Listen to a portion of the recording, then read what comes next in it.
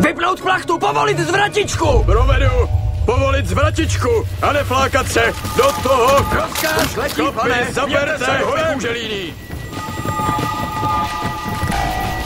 Pomoc. Na Ráhenovi jedna chásko.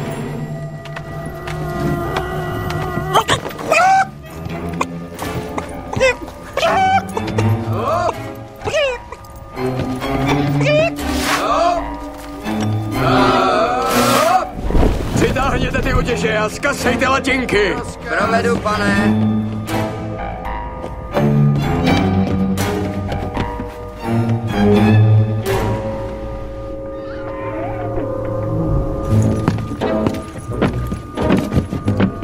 Pane Sparrowe. Ano, kapitáne?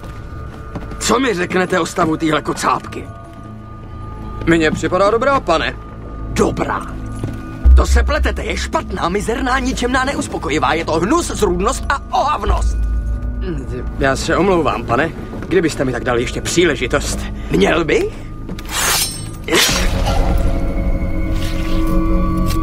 Právě to nás dostalo do téhle kaše.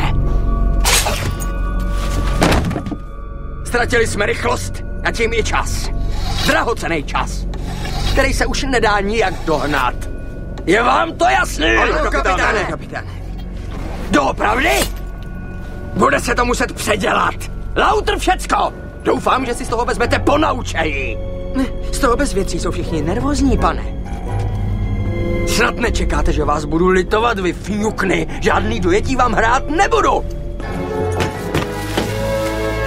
Pánové, tahle magořina mě už nebaví.